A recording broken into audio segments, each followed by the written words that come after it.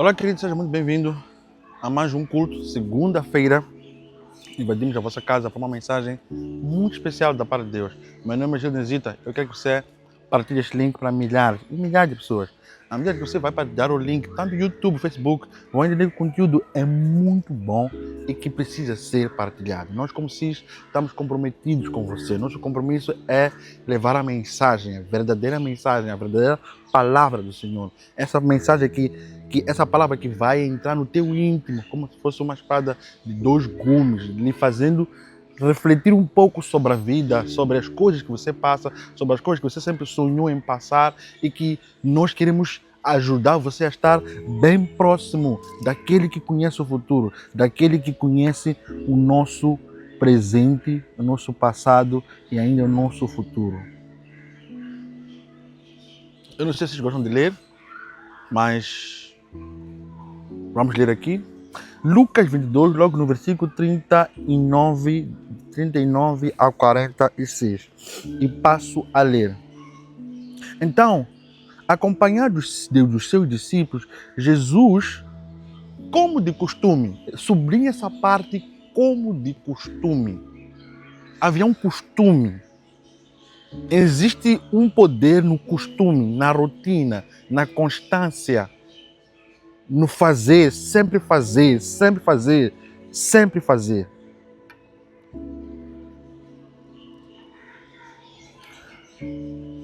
De costume, ele ia, ou seja, ao Monte das Oliveiras. Ao chegar, disse: orem para que vocês não cedam à tentação. Afastam-se a uma distância, ou seja, afastou-se a uma distância como de um remesso de pedra. Ajoelhou e orou: Pai, se queres, ou se quiseres, afasta de mim este cálice. Contudo, que não seja feita a minha vontade. Então apareceu um anjo do Senhor, ou anjo do céu, para fortalecer. E orou com mais fervor. Orou com mais fervor. Mais fervor. E a sua angústia era tanta que seu suor caía na terra como gotas de sangue. Por fim, ele se levantou, voltou aos discípulos, pulou aos discípulos e encontrou dormindo. Exaustos de tristeza, por que vocês dormem? Diz Jesus. Levantem-se e orem para que não cedam à tentação. Vamos orar? Pai, muito obrigado, Senhor, em nome de Jesus, pelo teu amor, pelo teu favor, pela tua graça, pelo teu cuidado, Senhor.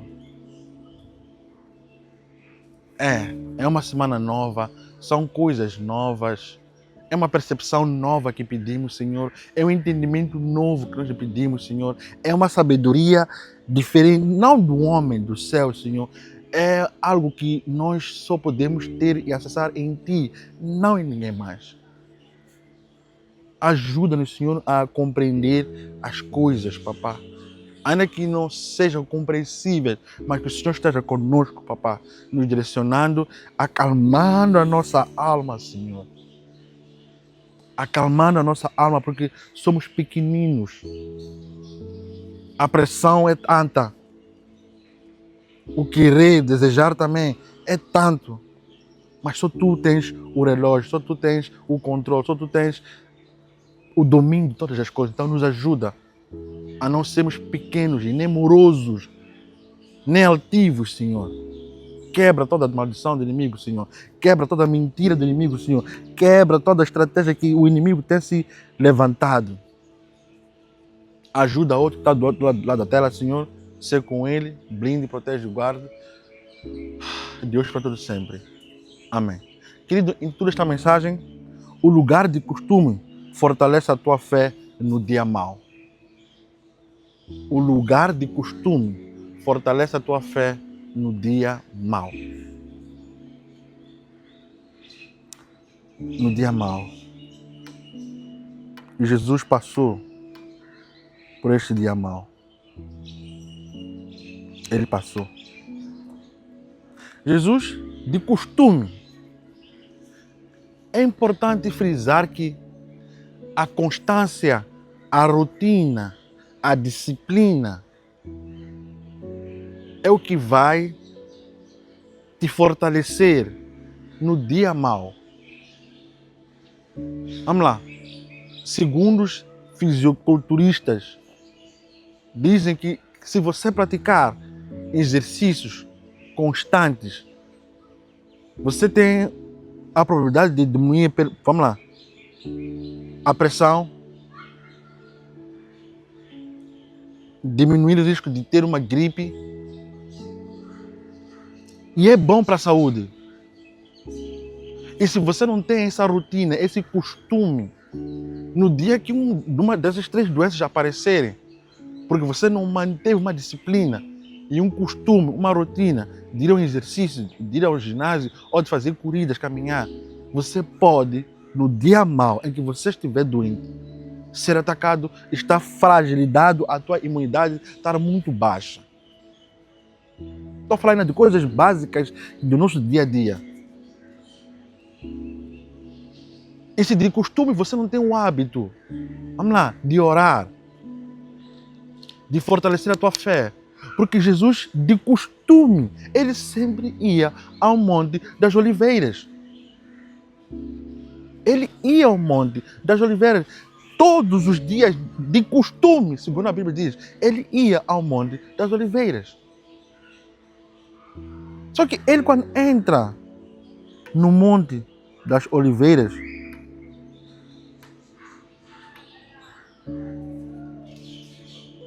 tenha costume de orar. Tenha costume de orar. Você nunca sabe quando você vai precisar desta oração que você semeou lá atrás. Eu digo que o meu chamado é um chamado que veio por base de oração de pessoas que olharam para mim e disseram: Senhor, chama tu aquele homem, porque não é um homem qualquer. Você, Gilden, você foi plantado na oração. E hoje o que eu faço, para quem me conhecia, e hoje o que eu faço é tipo, eu nunca esperei que você fizesse isso, Gilden. Então, ore. Para mim, mais vale você orar 10 minutos por dia, ao invés de orar 1 hora por mês. Tenha uma rotina de oração todos os dias. E assista aqui para te ajudar a orar. Jesus vai de costume ao Monte das Oliveiras. O Monte das Oliveiras era um ambiente, se era um monte, mas um ambiente em que tinham azeitonas, árvores de azeitonas, árvores de oliveiras. E tinha também pedras, um lugar igual assim, semelhante. Se calhar estamos no Monte das Oliveiras aqui. Mas Jesus, ele entra naquele ambiente, naquele jardim, onde ele sempre orava. Ele entra e sente um ambiente de peso e pressão. Eu não sei se você já entrou num ambiente, se calhar no teu serviço, um dia você diz algo não está bom, há um ambiente muito pesado e acho que o dia hoje será de muita pressão. Você entra em casa de alguém, você sente a tua alma dizer que aqui é um ambiente pesado. Essa pessoa está muito pesada. Essa pessoa está muito pesada. Não sei explicar, mas Jesus sentiu isto. Jesus sentiu isto. Um ambiente muito pesado. E ele faz uma oração pedindo ao Pai que retirasse o cálice. Você tem direito de pedir a Deus tudo aquilo que você acha que não aguenta. Você tem direito também de pedir a Deus para atenuar a dor. E o que Deus faz para atenuar a dor? Ele envia um espírito, ou seja, um anjo, para fortalecer a Jesus. Eu não sei em que ambiente de peso e pressão que você está. Se você tem hábito e costume de orar, Jesus, o próprio Deus, vai fazer questão de enviar um anjo ao seu encontro para lhe fortalecer naquele ambiente. Deus não tirou Jesus do ambiente, mas enviou um anjo para lhe fortalecer. Deus não vai tirar você de onde você quer que seja retirado, ou de uma guerra, ou de uma família, ou de alguns momentos estranhos, mas Ele vai enviar um anjo para te fortalecer naquele ambiente, no teu casamento, na criação dos teus filhos, no teu negócio, no teu trabalho. Ele não vai te tirar, Ele vai sim te fortalecer. Ele vai enviar um anjo para estar contigo naquele momento de dor e pressão.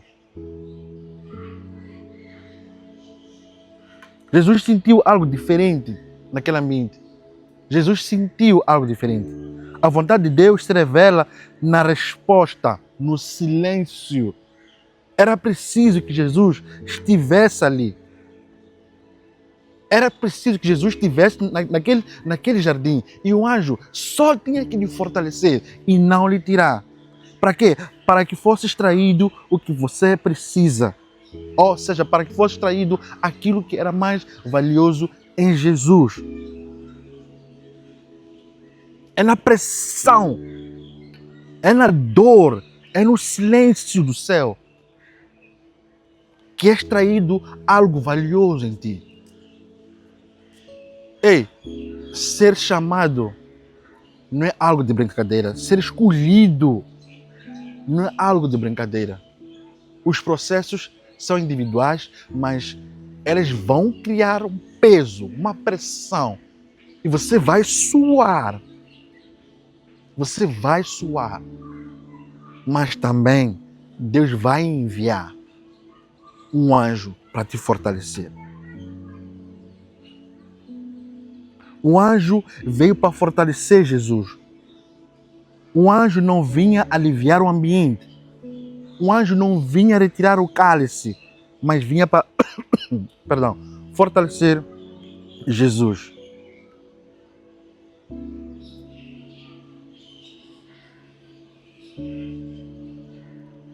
O reforço dos céus sempre chegam em momentos em que as coisas ainda não apertaram. Deus não vai lhe tirar de todos os jardins difíceis. Entenda isso. Deus não vai te tirar de todos os jardins difíceis. Entenda isso. Jardim, ou seja, jardim do Getsemane, em lugar dos ungidos. E Deus não vai te tirar daí. Deus vai enviar alguém para lhe fortalecer, que esse é um anjo. Mas em Lucas 44, diz assim a palavra do Senhor. Ele orou como ainda mais com fervor, e sua angústia era tanta que seu suor caía na terra como gotas de sangue. Angústia significa batalhas espirituais. Angústia significa batalhas espirituais. Luta de Jesus é do querer humano, mas também haveria um propósito. Ou seja, quando Jesus disse, Senhor, afasta de mim esse cálice, era o próprio Jesus humano a falar emocionalmente. Eu estou com dor, estou com peso, estou com pressão. Deus divino, 100% encarnado no seu Filho, era Ele a dizer, se possível, que não seja da minha vontade, mas devia ser da vontade do Senhor. E a vontade do Senhor era que Jesus fosse extraído, prensado. E quando ele diz, seja a tua vontade, esta é a parte divina. Jesus orou ainda mais quando a angústia veio aumentar. Você tem que orar ainda mais. Quando as coisas estão a piorar, ore ainda mais. Ore ainda mais.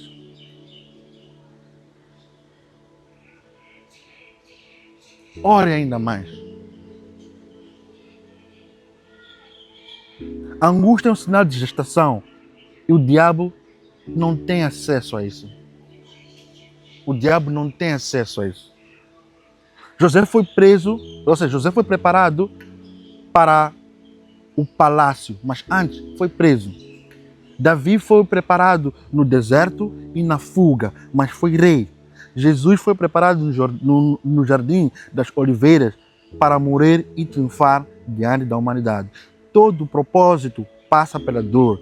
Toda dor passa, ou seja, toda dor, quando você vence, você cumpre, ou seja, você cumpre o seu propósito e a dor passa. Volto a repetir, todo propósito passa pela dor. E a dor só passa quando você cumpre o seu propósito. Em 45, Lucas 45, logo 22, diz assim: os discípulos dormiam. Os discípulos dormiam. O que me leva a crer que se você não leva a tua noite de adoração, você vai apanhar sono. Se você não leva os teus dias de adoração na dor, você vai apanhar sono.